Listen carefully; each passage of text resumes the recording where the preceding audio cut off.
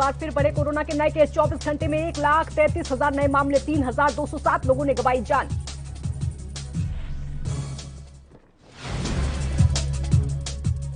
सोनिया गांधी को कांग्रेस कमेटी ने सौंपी चुनावी हार की रिपोर्ट। पार्टी को दोबारा मजबूत करने की दी सलाह। पार्टी के खराब प्रदर्शन का किया जिक्र।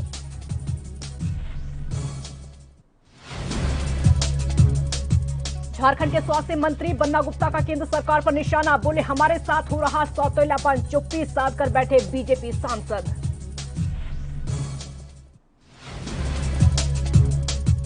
और सुप्रीम कोर्ट में दाखिल याचिका में किया गया बड़ा दावा। कोरोना से हर दिन मर रहे 4 पत्रकार, इलाज और वैक्सीनेशन की सुविधाओं की मांग।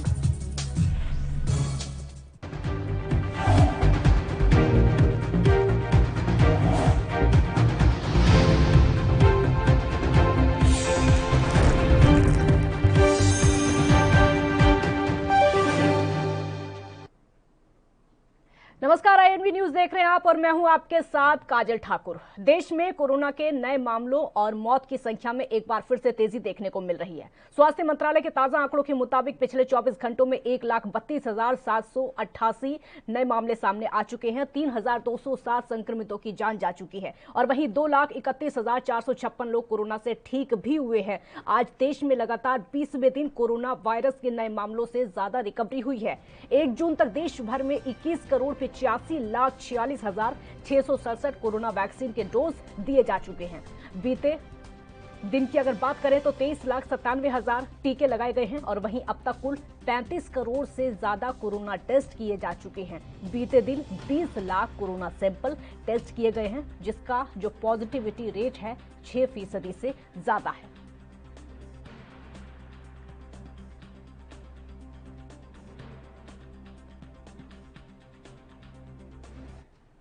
और रूस के विदेश मंत्री सर्गेई लावरोव ने कहा है कि भारत को S-400 मिसाइलों की आपूर्ति से जुड़े सौदे के क्रियान्वयन में कोई बदलाव नहीं हुआ है। उनकी टिप्पणी से कुछ सप्ताह पहले रूस का अस्त्र कंपनी जो है उसके मुताबिक मुख्य कार्याधिकारी एलेक्जेंडर ने कहा था कि भारत को रूस से S-400 मिसाइलों की पहली खेप इस साल अक्टूबर-दिसंबर में मिलेगी। विदेश मंत्री एस जयशंकर की मेजबानी में हुई ब्रिक्स विदेश मंत्रियों की डिजिटल बैठक में शामिल होने के बाद लावरोव ने संवाददाता सम्मेलन में एक सवाल के जवाब में कहा कि भारत को S-400 मिसाइलों की आपूर्ति से जुड़े सौदे की प्रक्रिया में कोई बदलाव नहीं किया है। और आपको यही बता दें कि अक्टूबर 2018 में भारत ने रूस के साथ $5 अरब में S-400 वायु रक्षा मिसाइल प्रणाली की 5 इकाई खरीदने का करार किया था। भारत इसके लिए 2019 में $80 करोड़ की पहली किस्त का भुगतान कर चुका है।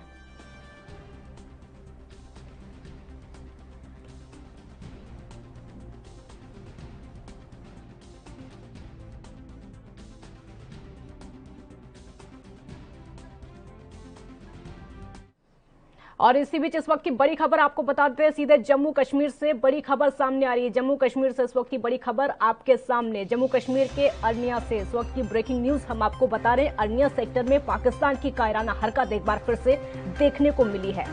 पाकिस्तान की नापाक हरकत एक बार फिर से देखने को मिली है। पाक सैनिकों ने संघर्ष विराम का एक बार फिर से उल्लंघन किया है, एक बार फिर से सीज फायर का उल्लंघन किया है। भारतीय सुरक्षा बलों ने मुंह तोड़ जवाब पाकिस्तानी आतंकियों को दे दिया है, क्योंकि लगातार पाकिस्तानियों की नापाक हरकत देखने को मिलती है। सीज फायर का उल्लंघन लगातार किया जाता है। इस वक्त की बड़ी जानकारी हम आप तक लगातार पहुंचा रहे हैं। अरनिया सेक्टर में पाकिस्तान की नापाक हरकत एक बार फिर से देखने को मिली है, जहां पर पाक सैनिकों ने संघर्ष विराम का उल्लंघन किया है। और ये पहला मामला नहीं है, इससे पहले भी कई बार किया जा चुका है। हर बार किया जाता है, पाकिस्तान की तरफ से सुरक्षा बलों की तरफ से मुंह तोड़ जवाब दिया जाता है। रविंद्र संवाददाता हमारे साथ जम्मू कश्मीर से इस वक्त ज्यादा जानकारी के साथ जुड़ चुके हैं। रविंद्र, एक बार फिर से संघर्ष विराम का उल्लंघन किया गया है पाक की तरफ से। जी बिल्कुल, देखिए पाकिस्तान की तरफ से ही संघर्ष विराम किया गया था, लेकिन उसके बावजूद पाकिस्तान जो है लगातार कभी ड्रोन भेजकर हथियार भारत की तरफ भेजता है और कभी फायरिंग करता है। आज भी जो अरनिया क्षेत्र है उसके सही इलाके में पाकिस्तान की तरफ से 10 से 12 राउंड फायर किए गए हैं, क्योंकि बीएसएफ की तरफ से बांध का काम जो है वो किया जा रहा था, जिसको रोकने के लिए पाकिस्तान की तरफ से फायरिंग की गई है। हालांकि बीएसएफ ने इस पर कड़ी प्रतिक्रिया जो है वो जाहिर की है। कहा जाए तो पाकिस्तान लगातार ऐसी हरकतें करता है, हालांकि उसको मुंह तोड़ जवाब भी हर इलाके में मिला है, चाहे वो अंतर्राष्ट्रीय सीमा हो या फिर एलओसी का इलाका हो।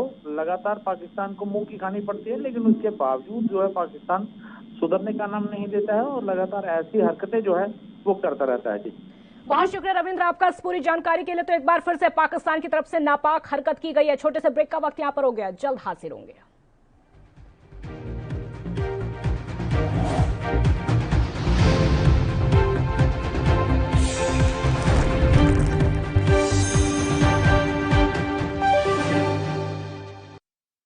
कोरोना वायरस ਨੂੰ ਅਸੀਂ ਤਾਂ ਹੀ ਹਰਾ ਸਕਦੇ ਹਾਂ ਜੇਕਰ ਅਸੀਂ ਆਪਣੇ ਵੱਧ ਤੋਂ ਵੱਧ ਟੈਸਟ ਕਰਵਾਵਾਂਗੇ ਤੇ ਵੈਕਸੀਨੇਸ਼ਨ ਲਗਵਾਵਾਂਗੇ। जैसे ਤੁਹਾਨੂੰ ਕੋਈ ਥੋੜੀ ਬਿਮਾਰੀ ਵੀ ਲੱਗੇ, ਤੁਹਾਨੂੰ ਲੱਗੇ ਕਿ ਮੈਨੂੰ ਮੇਰੀ ਛਾਤੀ 'ਚ ਦਰਦ ਹੈ ਜਾਂ ਮੈਨੂੰ ਖਾਂਸੀ ਹੋ ਗਈ ਜਾਂ ਮੈਨੂੰ ਜ਼ੁਕਾਮ ਹੋ ਗਿਆ ਜਾਂ ਮੇਰਾ ਬਦਨ ਦਰਦ ਹੈ, ਤੁਸੀਂ ਵੇਟ ਨਾ ਕਰੋ, ਟੈਸਟ ਕਰਾਓ। ਪੰਜਾਬ ਸਰਕਾਰ ਵੱਲੋਂ ਕੋਰੋਨਾ ਵਾਇਰਸ ਨਾਲ ਨਜਿੱਠਣ ਲਈ ਪੰਜਾਬ ਦੇ ਪਿੰਡਾਂ ਵਿੱਚ ਵੈਕਸੀਨੇਸ਼ਨ ਡਰਾਈਵ ਚਲਾਈ ਗਈ ਹੈ ਤਾਂ ਜੋ 18 ਸਾਲ ਤੋਂ ਉੱਪਰ ਦੇ ਸਾਰੇ ਲੋਕ ਜਲਦ ਤੋਂ ਜਲਦ ਆਪਣੀ ਵੈਕਸੀਨੇਸ਼ਨ ਕਰਵਾ ਸਕਣ। पूरे पंजाब ਦੇ ਪਿੰਡਾਂ ਲਈ ਕੋਵਿਡ ਟੈਸਟਿੰਗ ਕੇਂਦਰ ਸਥਾਪਿਤ ਕੀਤੇ ਗਏ ਨੇ। ਜੇਕਰ ਤੁਹਾਨੂੰ ਬੁਖਾਰ ਜ਼ੁਕਾਮ ਜਿਹੇ ਲੱਛਣ ਮਹਿਸੂਸ ਹੁੰਦੇ ਹਨ ਤਾਂ ਤੁਰੰਤ ਆਪਣਾ ਕੋਰੋਨਾ ਵਾਇਰਸ ਦਾ ਟੈਸਟ ਕਰਵਾਓ। ਕੋਰੋਨਾ ਸੰਬੰਧੀ ਜਾਣਕਾਰੀ ਲਈ 104 ਹੈਲਪਲਾਈਨ ਤੇ ਕਾਲ ਕਰੋ। तो ਤੁਸੀਂ ਪਲੀਜ਼ ਇਸ ਗੱਲ ਤੋਂ ਹੁਣ ਮੇਰੀ ਗੱਲ ਮੰਨੋ ਕਿ ਆਪਾਂ ਪੰਜਾਬ ਨੂੰ ਬਚਾਉਣਾ ਹੈ, ਆਪਣੇ ਪਰਿਵਾਰਾਂ ਨੂੰ ਬਚਾਉਣਾ ਹੈ, ਆਪਣੇ ਪਿੰਡ ਨੂੰ ਬਚਾਉਣਾ ਹੈ, ਤੁਸੀਂ ਆਪਣੇ ਮੁਹੱਲਿਆਂ ਨੂੰ ਬਚਾਉਣਾ ਹੈ। ਤੁਸੀਂ ਜੋ ਦੱਸਿਆ ਡਾਕਟਰਾਂ ਨੇ ਕਰੋ। हिदायतां दी पालना करके आओ मिल के करिए कोरोना ते फतेह। यही है साडा मिशन फतेह।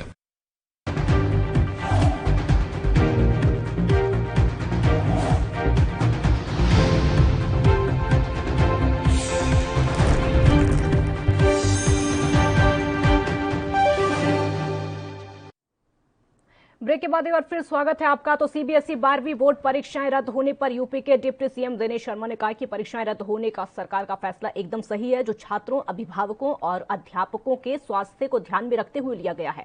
क्या कुछ कहा और आपको सुनवाते हैं। देखिए, माननीय प्रधानमंत्री जी ने बहुत बड़ा निर्णय लिया है और भारतवर्ष के उन तमाम अभिभावकों को, विद्यार्थियों को, शिक्षकों को राहत मिली है जो कि परीक्षा में बैठने वाले विद्यार्थी थे, उनसे संबंधित थे।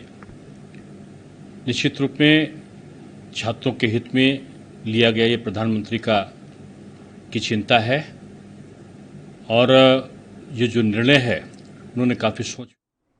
और इसी बीच मुख्यमंत्री योगी आदित्यनाथ की लाइव तस्वीरें आपको दिखाते हैं।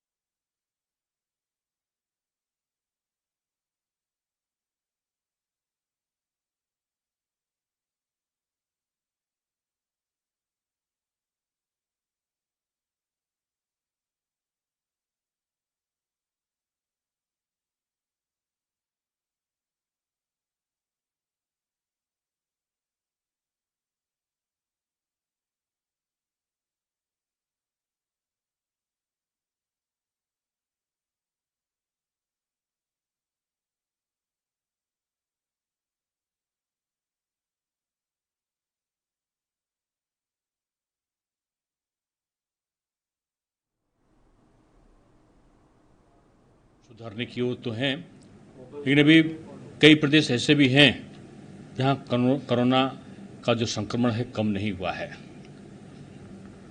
मैं समझता हूं कि ये इस निर्णय का सभी तरफ स्वागत हुआ है। अभी कुछ दिनों पहले माननीय शिक्षा मंत्री जी, माननीय राजनाथ सिंह जी के साथ साथ प्रकाश जावड़ेकर जी और स्मृति ईरानी जी के साथ में बैठक हुई थी। उसमें तमाम सुझाव आए थे।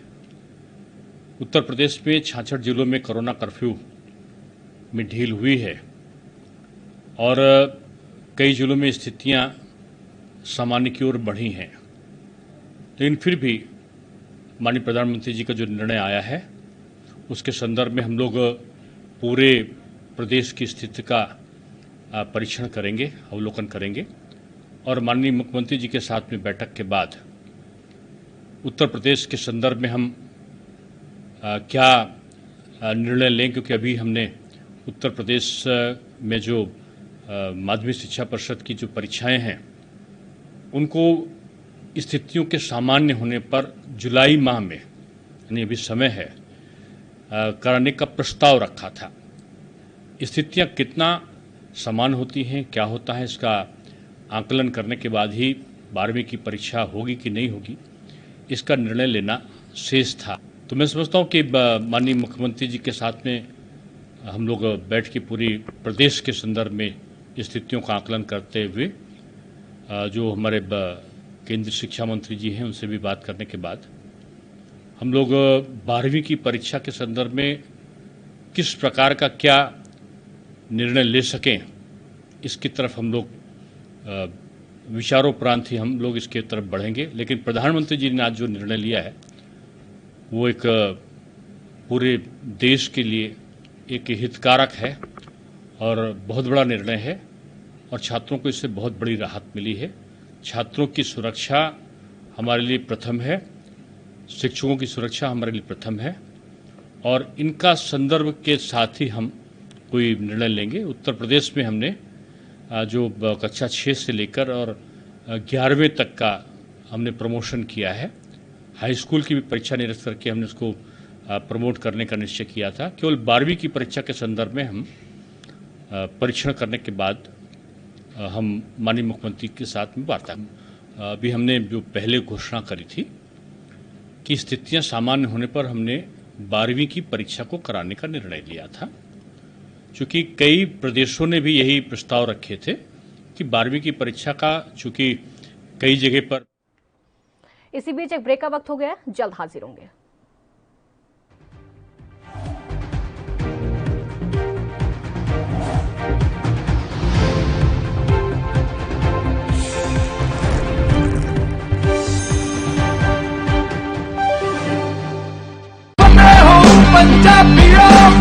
वैक्सीन जरूर करानी है, तुसीं थोड़ी एंटीबॉडीज ਵਧਾਉਣੇ ਨੇ। ਜਦੋਂ ਤੁਹਾਡੇ ਐਂਟੀਬਾਡੀਜ਼ ਵਧਣਗੇ ਉਹ ਐਂਟੀਬਾਡੀਜ਼ ਨੇ ਜਿਹੜੀ ਕਰੋਨਾ ਦੇ ਨਾਲ ਜੰਗ ਲੜ ਸਕਦੀ ਹੈ ਤੁਹਾਡੇ ਬਾਡੀਜ਼ ਦੇ ਵਿੱਚ। ਇਹ ਤੁਹਾਨੂੰ ਕਰਾਉਣਾ ਚਾਹੀਦਾ ਹੈ। ਤੁਹਾਨੂੰ ਉਹ ਡਾਕਟਰ ਜੋ ਪਹਿਲੇ ਦਿਨ ਤੋਂ ਕਹਿ ਰਹੇ ਨੇ ਮਾਸਕ ਨਹੀਂ ਭੁੱਲਣਾ।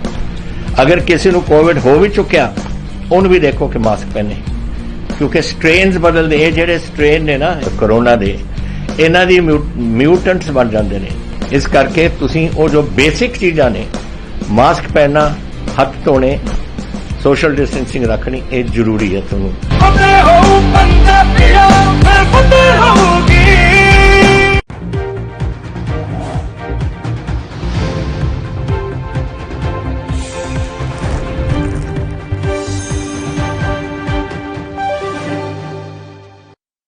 ब्रेक के बाद एक बार फिर स्वागत है आपका। 5 राज्यों और केंद्र शासित प्रदेश में हुए विधानसभा चुनाव में कांग्रेस पार्टी को मिली हार की तैयारी की गई। और आपको ये बता दें कि तैयारी जो की गई, रिपोर्ट मंगलवार को पार्टी की अंतरिम अध्यक्ष सोनिया गांधी को मिल गई है। ये रिपोर्ट 5 सदस्यीय कांग्रेस कमेटी ने तैयार की है और इस रिपोर्ट में हार का कारण बने पार्टी के प्रदर्शनों का जिक्र किया गया है।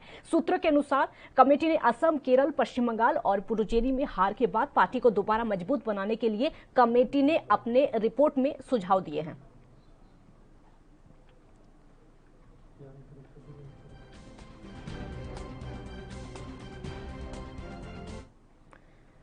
तो जम्मू में कोविड वैक्सीनेशन ड्राइव लगातार जारी है। वैक्सीन लगने के कुछ देर तक लोगों को वैक्सीनेशन सेंटर में ही बैठाया जा रहा है। यहाँ पर लोग अपनी बारी का इंतजार कर रहे हैं और यहाँ पर लोगों का कहना है कि वो वैक्सीन को लेकर खासे उत्साहित हैं, खासकर युवा।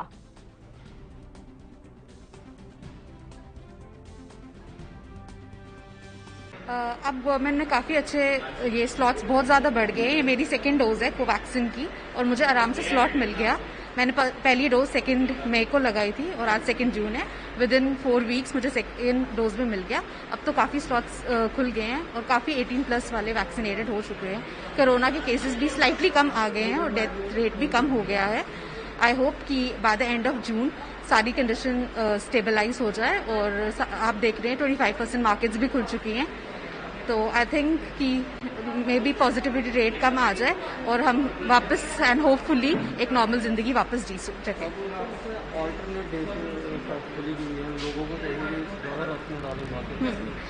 पहले भी ऑल्टरनेट डेज में शॉप थी और टाइमिंग था 6 to 10, बट अब 5 o'clock तक रख गया है और हम लोग जब जाते हैं तो इतना रश नहीं होता मार्केट में और सोशल डिस्टेंस का भी काफी ध्यान रखा है। इस वैक्सीनेशन सेंटर में भी काफी सोशल डिस्टेंसिंग है और ज्यादा कोई लाइन और कोई रश नहीं है और सब कुछ बड़ा स्मूथली चल रहा है।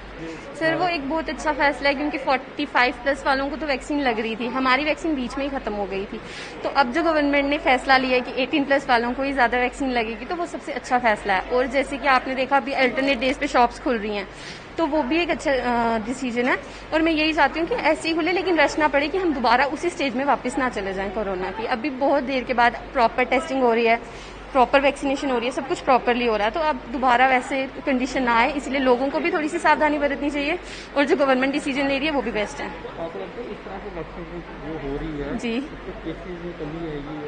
हाँ जी सर, बिल्कुल आएगी। जब हम अपनी इम्यूनिटी स्ट्रांग कर लेंगे इस वैक्सीनेशन के थ्रू तो कोरोना का जो संक्रमण है वो हमारे पे कम होगा, तो ऑब्वियस ही बात है कोरोना के केसेस कंट्रोल में आ जाएंगे। तो मैं तो चाहती हूँ ये अच्छा तरीका है।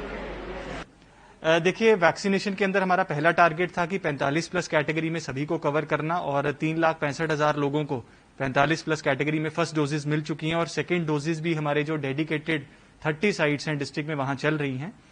उसके अलावा जो 18 से 44 वाली कैटेगरी है वो 1 मई से वैक्सीनेशन शुरू हुई थी और मई के महीने में हमने 55,000 इस कैटेगरी के लोगों को वैक्सीन। और यहाँ पर वक्त हो गया एक छोटे से ब्रेक का, जल्द हाजिर होंगे। आप देखते रहिए ANB न्यूज।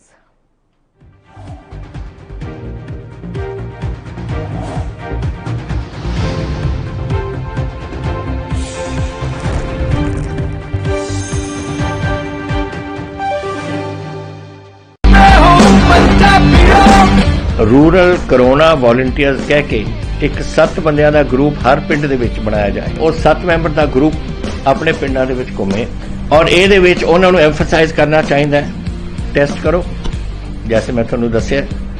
ਜਿੱਥੇ ਫਿਰ ਅਗਰ ਕੋਈ ਪੋਜ਼ਿਟਿਵ ਨਿਕਲਿਆ ਉਹ ਕਿਹਨੂੰ ਮਿਲਿਆ ਉਹਨੂੰ ਟ੍ਰੇਸ ਕਰੋ ਕਿ ਜਾ ਕੇ ਦੇਖੋ ਕਿ ਕਿਹਨੂੰ ਮਿਲਿਆ ਉਹਨੂੰ ਵੀ ਟੈਸਟ ਕਰੋ ਔਰ ਫਿਰ ਜਿਹੜੇ ਕੋਵਿਡ ਪੋਜ਼ਿਟਿਵ ਨੇ ट्रीट करो। 3 T's, 3 T's, test, trace and treat.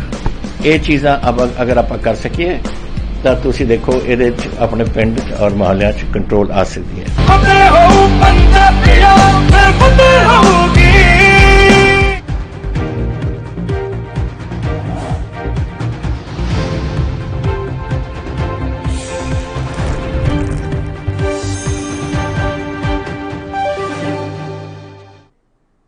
Break के बाद एक बार फिर स्वागत है आपका। पत्रकारों को भी कोरोना से लड़ाई में फ्रंट लाइन वॉरियर यानी अगली पंक्ति का योद्धा घोषित करने के लिए सुप्रीम कोर्ट में एक याचिका दाखिल हुई है। इसमें कहा गया है कि अब तक 346 पत्रकार कोरोना से अपनी जान गंवा चुके हैं, लेकिन उन्हें लेकर केंद्र और राज्य सरकारों की नीतियों में स्पष्टता अभी तक नहीं है। अगर इलाज से जुड़ी किसी सुविधा का ऐलान हो रहा है तो सिर्फ सरकार से मान्यता प्राप्त पत्रकारों के लिए। इस विपत्ति काल में ऐसा नहीं होना चाहिए। दिल्ली के इंस्टीट्यूट ऑफ परसेप्शन स्टडीज के निदेशक डॉक्टर कोटा नीलिमा की याचिका में कहा गया है कि इस साल अप्रैल और मई में हर दिन औसतन 4 पत्रकारों की मृत्यु कोरोना के चलते हुई है। लोगों तक समाचार पहुंचाने के लिए काम करने वाले इस वर्ग की कोई सुध नहीं ले रहा है। कुछ राज्यों ने वैक्सीनेशन में पत्रकारों को भी प्राथमिकता देने की नीति जरूर बनाई है, लेकिन ऐसा राष्ट्रीय स्तर पर होना चाहिए। याचिका में कोरोना पीड़ित पत्रकारों के सरकारी अस्पतालों में मुफ्त इलाज और निजी अस्पतालों में हुए खर्च की भरपाई की मांग भी उठाई है। वरिष्ठ वकील सलमान खुर्शीद और वकील लुबना नाज के जरिए दाखिल इस याचिका में कोरोना से मरने वाले पत्रकारों के परिवारों के लिए मुआवजे की मांग की गई है और कहा गया है कि कोर्ट एक न्यूनतम मुआवजा तय कर दे ताकि अलग अलग राज्यों की नीति में बहुत ज्यादा अंतर ना हो।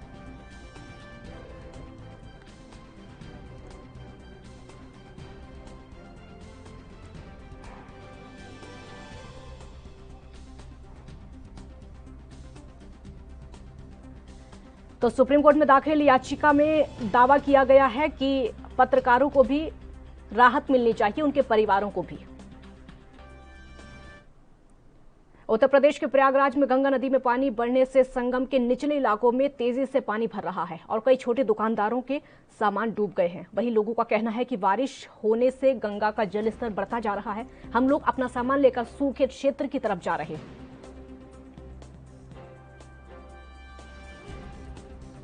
पा रहा है और मैं सबके सामान पानी में आ गया है। अब हम लोग उठाए ऊपर ले जा रहे हैं, काफ़ी नुकसान हो गया है और गंगा जी बहुत तेजी में बढ़ रही हैं। लोग सामान ऊपर लेके जा रहे हैं? हाँ, सब ऊपर हटा रहे हैं सामान, काफ़ी सामान बह गया है। बहुत तेज बढ़ रही गंगा मैया, हम लोग अपना सामान हटा रहे हैं। काफी तेज बढ़ रहा है। हाँ, काफ़ी तेज है, अब हटा रहे हैं सामान। पीछे जो बारिशें हो रही हैं उस वजह से गंगा का जल स्तर धीरे धीरे बढ़ता जा रहा है। अब हम लोग जो है अपना अपना सामान जो है यहाँ से पैक करके ऊपर की तरफ जो है प्रस्थान करेंगे, सूखे क्षेत्र की तरफ। अब समय आ गया है गंगा दशहरा से, वैसे भी गंगा जी बढ़ने लगती हैं। थोड़ा इस वक्त तो जल्दी में जल है क्योंकि पीछे जो काफ़ी बारिश हो रही है इस वजह से जल स्तर जो है बढ़ना तेजी हो गया है। काफी तेजी से बढ़ रहा है। हाँ, काफ़ी तेजी से बढ़। और यहाँ पर वक्त है एक छोटे से ब्रेक का, आप देखते रहिए ANB न्यूज़।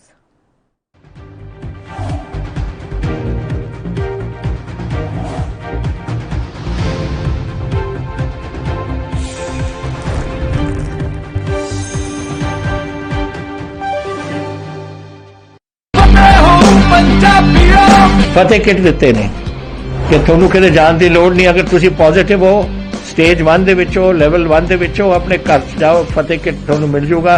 ਬਿਮਾਰੀ ਕੀ ਦਵਾਈ ਲੈਣੀ ਹੈ, कैसे ਲੈਣੀ ਹੈ, ਸਾਰਾ ਕਾਗਜ਼ ਵਿੱਚ ਹੈ।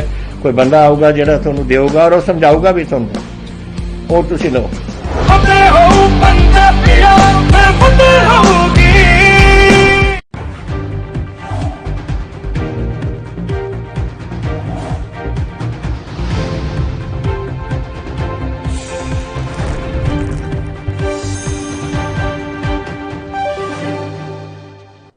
ब्रेक के बाद एक बार फिर स्वागत है आपका। झारखंड के मुख्यमंत्री हेमंत सोरेन ने फ्री वैक्सीन के लिए प्रधानमंत्री नरेंद्र मोदी को पत्र लिखा। इसको लेकर राज्य के स्वास्थ्य मंत्री बन्ना गुप्ता का कहना है कि पीएम ने जब वैक्सीन विदेश भेज दी तो देशवासियों को वैक्सीन देने में क्या दिक्कत है। हमारे साथ सौतेलापन हो रहा है। आप भी सुनिए क्या कुछ कहा।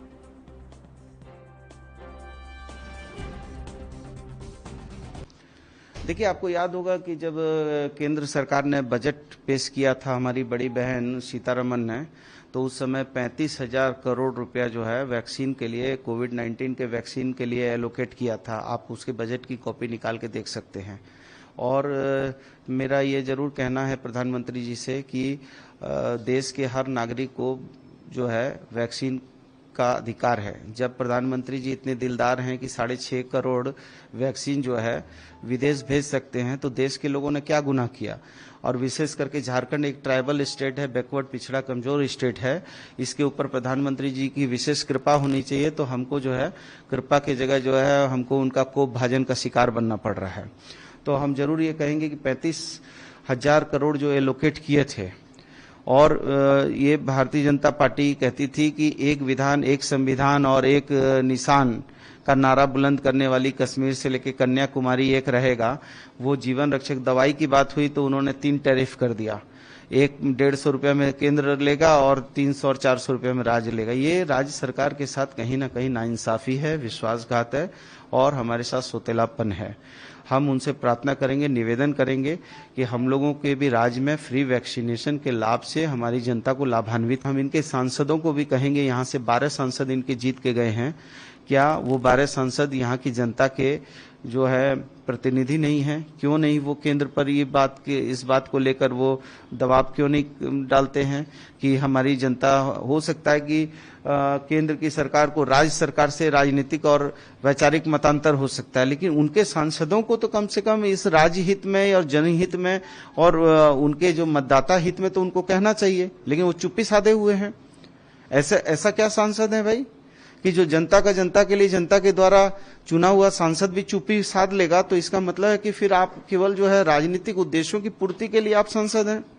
इसलिए मेरा ये जरूर प्रार्थना होगा कि राज्य सरकार को फ्री वैक्सीनेशन के लाभ से लाभान्वित करना चाहिए। और ये केंद्र सरकार का नहीं, हम तो अभी भी कह रहे हैं, हम तो ये कह रहे हैं कि भाई आपको करना चाहिए, आपको इस अधिकार से झारखंड की जनता को वंचित नहीं करना चाहिए। लेकिन यदि अलबत्ता वो वंचित करेंगे तो हम हाथ में हाथ धर के नहीं रखेंगे।